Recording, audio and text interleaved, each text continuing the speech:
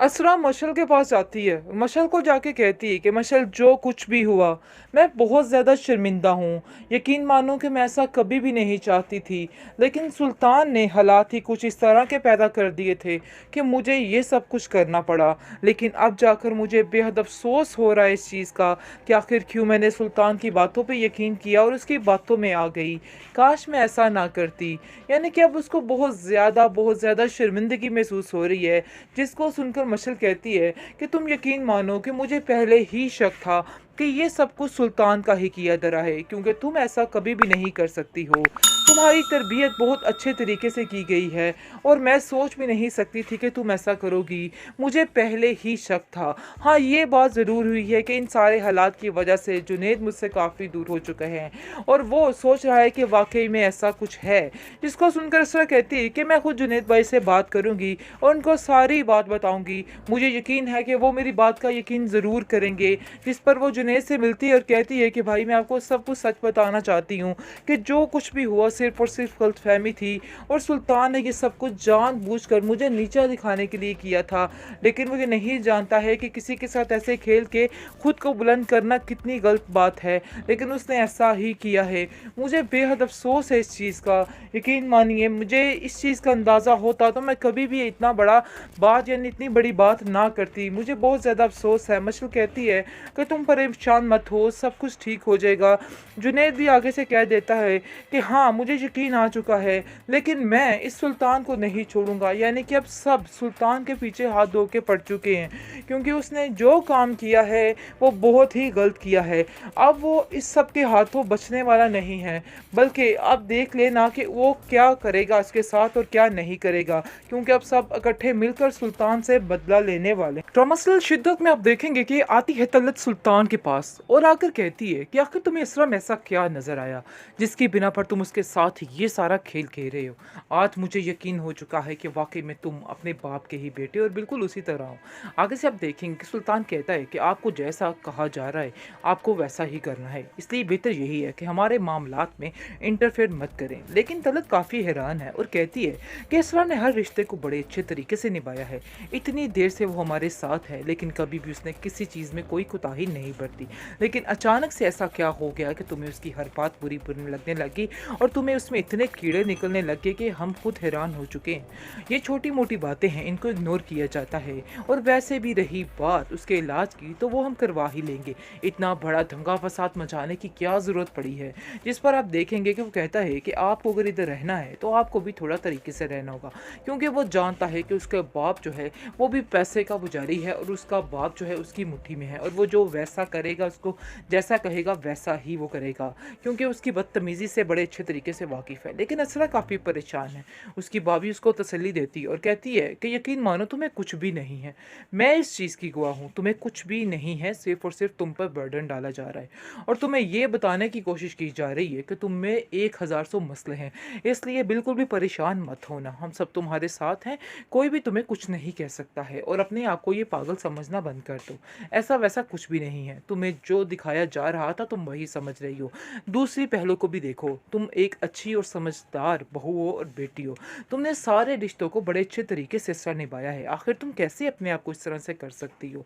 और सुल्तान की मोहब्बत में तुम इस हद तक गिर सकती थी, यानी कि इस हद तक चली गई हो कि तुम उसकी हर बात को बर्दाश्त भी कर रही हो। लेकिन अगर वो ही ठीक नहीं हो सका तो इसमें तुम्हारी तो कोई भी गलती नहीं है, इसलिए बार बार अपने ऊपर ब्लेम करना बंद कर दो। बेहतरीन ड्रामा सीरियल शिद्दत जी आप देख रहे हैं और जिस चीज़ का शिद्दत से इंतज़ार किया जा रहा है, तो वो एपिसोड जी नज़दीक आ चुकी है। बल्कि इसी एपिसोड में काफ़ी ज़्यादा ट्विस्ट आने वाला है, क्योंकि सुल्तान की अकल टिकाने आने वाली है और सुल्तान को पता चलने वाला है आखिर उसने किससे पंगा लिया। पंगा इज़ नॉट चंगा जी, बिल्कुल ऐसा ही है। इसने असरा से जो पंगा लिया है, ये समझ रहा था कि बस इसकी लाइफ कमाल की हो जाएगी और इसको भी फरीजे की तरह पागल करार दे देगा और अपनी ज़िंदगी से निकाल देगा, क्योंकि वो ऊपर से टांग रखने की कोशिश कर रहा है और बताना चाह रहा है कि असरा की ही गलती है, असरा ही इस घर में खुशहाली नहीं लेके आने देने चाह रही। यानी कि अपनी टांग ऊपर से रख कर उन लोगों को जलील करने की कोशिश कर रहा है। बहुत ज़्यादा परेशान हो चुकी है सरवत भी। सरवत कहती है कि आखिर मेरी बेटी के साथ ये क्या हो गया, मुझे तो कुछ समझ नहीं आ रहा। आखिर ऐसा भी कैसे हो सकता है, मेरी बेटी को पागल ही बना दिया उन्होंने। आगे से उसका भाई सरवर कहता है कि पागल ये नहीं, पागल वो है जो इसको बनाने की कोशिश कर रहा है, इसलिए आपको परेशान नहीं होना है। लेकिन अब देखेंगे कि जो असरा की भाभी है वो उसका मुकम्मल तौर पर साथ दे रही है और कहती है कि नहीं, ये पागल नहीं है, बल्कि पागल जो है वो सुल्तान इसको करने की कोशिश कर रहा है और जो कुछ भी कर रहा है सब ड्रामेबाजी है, इसके अलावा इसमें हकीकत कुछ भी नहीं है। इसलिए ज़रा अपने आप को ठीक करके रखो और एहतियात से रखो, कुछ भी नहीं होगा, सब ठीक होने वाला है, तुम्हें बिल्कुल भी परेशान नहीं होना है। खैर अब देखेंगे कि टका के खुश हो चुकी है अब असरा की माँ, क्योंकि उसको पता चल चुका है कि उसकी बेटी उसके पास आ गई है और उसका इलाज करवाएगी, उसको ठीक करवाएगी। लेकिन जी बात कुछ और ही निकाली जा रही है, सुल्तान कोई और ही बात लेकर बैठ गया है और सबके दिमागों में डाल रहा है। जी असल वजह ये है इस लड़की को कि ये लड़की हमारे घर में खुशियाँ नहीं ला सकती है, इसलिए आपको ज़रा इसका चेकअप करवाना होगा और इस पर सारा ट्रीटमेंट पे ध्यान देना होगा। जिसको सुनकर उसकी माँ काफ़ी हैरान हो जाती है और कहती है कि मुझे तो ऐसा नहीं लगता कि असरा कुछ ऐसा कर सकती, क्योंकि असरा की तो ये पसंद की शादी थी और असरा अपने साथ ऐसा कैसे कर सकती है।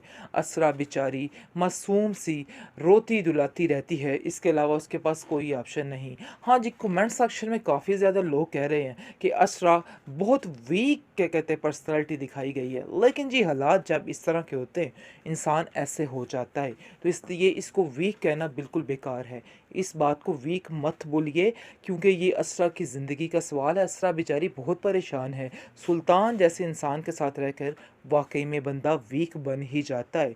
जिस पर गुजर रही होती है वो बड़े बेहतर तरीके से जान सकता है कि आखिर उसके साथ क्या हो रहा है। इसलिए कोई भी आप लोग ये जो कर रहे हैं वीक पर्सनालिटी, तो ये तो वो फलान टींग, इनको छोड़ दीजिए। खैर आप देखेंगे फ़िलहाल असरा बेचारी बहुत ही मासूमाना तरीके से हर चीज़ का जवाब दे रही है और कहती जा रही है जी ये नहीं मैंने किया, तो वो मैंने नहीं किया, तो मुझे याद नहीं, तो ये नहीं। बाकी परेशान होने की ज़रूरत नहीं है व्यूअर्स, देख लीजिएगा कि असरा ही बोलेगी और सब कुछ बताएगी कि ये सुल्तान की वजह से सब कुछ हो रहा है और सुल्तान का ही किया धरा है। बहुत जल्द इस एपिसोड में, नहीं तो अगले एपिसोड में ये बात खुलकर सामने आने ही वाली है, इसलिए परेशान नहीं होना है। और आपको बताते चले कि उसकी भाभी इस बात पे उसका बहुत ज़्यादा साथ दे रही है और वही सबको बताने की कोशिश कर रही है कि ये सारी सुल्तान की चालाकियाँ हैं, इसके अलावा कुछ भी नहीं है। अब उसका भाई भी काफ़ी अटल हो चुका है कि हम अपनी बहन को यहाँ से नहीं भेजेंगे जब तक सुल्तान की अकल ठिकाने नहीं आ जाती। वो लोग अब सुल्तान की अकल ठिकाने लाने की बात कर रहे हैं और तब तक उसे उस घर में नहीं जाने देंगे जब तक वो खुद आकर इससे बात नहीं करेगा और माफ़ी तलाफ़ी नहीं करेगा।